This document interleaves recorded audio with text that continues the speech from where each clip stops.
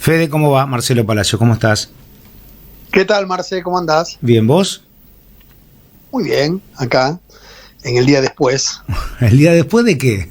¿De qué ruido? El día después donde los argentinos votaron claramente un cambio que sin duda, respecto a toda la historia electoral, es absolutamente novedoso, ¿no? Uh-huh. Por el formato, por el candidato, por el espacio político que representa, por la trayectoria que tiene, es decir, es absolutamente novedoso, lo cual marca la profundidad de la crisis de la Argentina, ¿no? Es decir, que la vocación del cambio haya sido lo más profundo posible y lo más distinto posible de todo lo conocido, es que los argentinos creen que la dirigencia no supo dar respuesta a sus problemas y buscaron a alguien, un outsider como es Milei, en la búsqueda y en la expectativa de que pueda mejorar la situación, ¿no? Federico, entre vos y la familia, ¿cuántos años trabajando en este tipo, o sea, no solo en encuestas, en consultoría, cuántos años?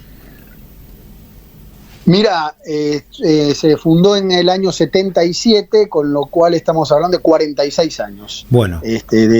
De consultoría. ¿Y dónde haces la quema de todos los libros, de todas las estadísticas y todos los trabajos que vienen haciendo ustedes? Que un tipo que pasaba por intratables, que generaba rating, que nadie lo vio venir y en 2 años se transformó en presidente de la nación. ¿Cuándo es la quema de todo el historial?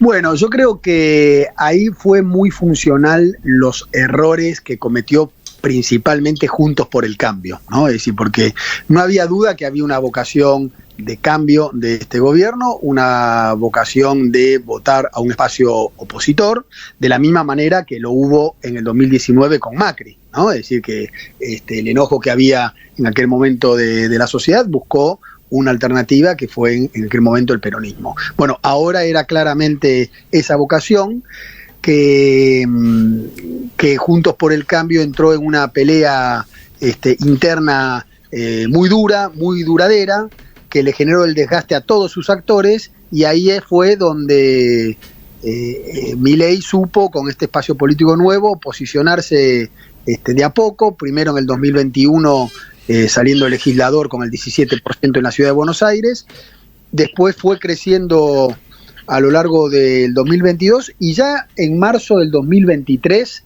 ya tenían más de 20 puntos de intención de voto.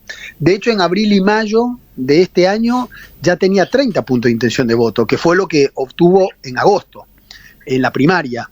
Lo que pasa es que en junio y julio había bajado algo, algunos creyeron que ya se había derrumbado.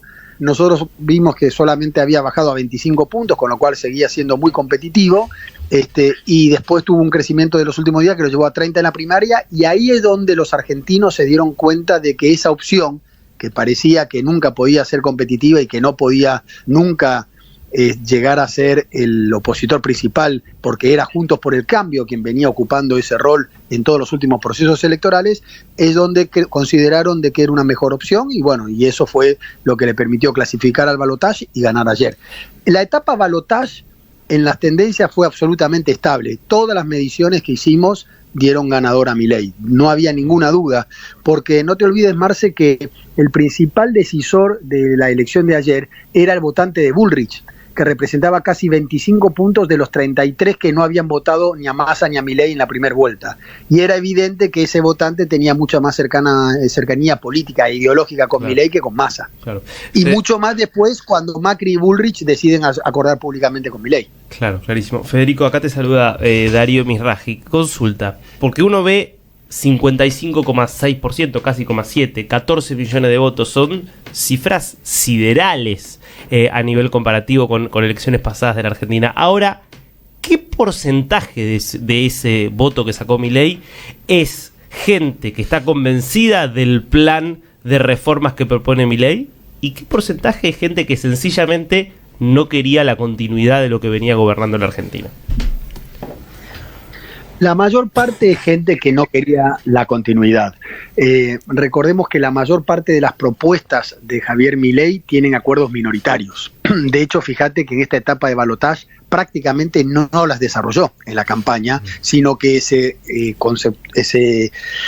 llevó hacia la cuestión conceptual, continuidad y cambio. Ese fue el eje que él desarrolló junto a Mauricio Macri como el dilema de la elección. Por lo tanto, yo te diría que claramente el objetivo era que fuera el cambio sin profundizar de qué manera. Ahora bien, dentro de esa vocación de cambio, que principalmente tiene eje en lo económico, porque cuando nosotros le preguntábamos, bueno, pero ¿hacia dónde? ¿Qué es lo que primero querés que cambie? Y la mayor parte de los argentinos nos decían la situación económica. También es importante tener en cuenta que uno de los factores buscados en ese cambio, en esa búsqueda de una situación económica mejor, también te decían, pero que sea con gente nueva. Es decir, que ahí uno de los éxitos que supo posicionar bien Milei fue el tema de la casta. Hay un agotamiento de la dirigencia tradicional y no solamente del oficialismo, sino también de una parte importante de la oposición. Entonces, eso fue un éxito desde la óptica del posicionamiento de Milei porque lo dejaba en soledad. Es decir, el cambio lo podía compartir con Juntos por el Cambio y quizá con algunos de los votantes también de Schiaretti. Pero no ser partícipe de lo que él denominó la casta y que fue uno de sus ejes de la campaña durante todos estos meses, lo dejaba monopolizando esa posición y eso fue un gran beneficio en la búsqueda del cambio en cualquier condición que hizo la sociedad. Te hago la última. ¿En qué momento en tu oficina o en tu casa tomaste las encuestas, las miraste, las analizaste, las recibiste caliente, tiraste el papel hacia arriba de la mesa y dijiste, este tipo puede ser presidente? No, en el momento que clasificó al balotaje, porque el que clasificaba al balotaje tenía una alta probabilidad de ser el próximo presidente por este desgaste que tenía el oficialismo. Es decir, no nos olvidemos que en la primaria Milei más Bullrich fueron 2-1 respecto a Massa. En la primer vuelta, que Massa fue la primer minoría, sacaron 55 Milei más Bullrich versus 37 Massa, es decir, 18 puntos de diferencia.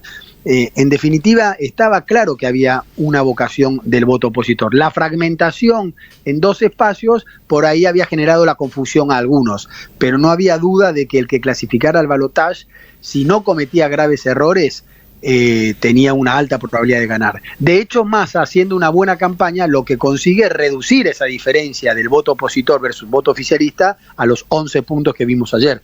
Pero era muy difícil que lo pudiera revertir esos 11 puntos. Fede, abrazo grande, gracias por estos minutos. Abrazo grande para todos, a vos, Marce, y para todo el equipo. Un abrazo grande. Federico Aurelio, director de la consultora Aresco,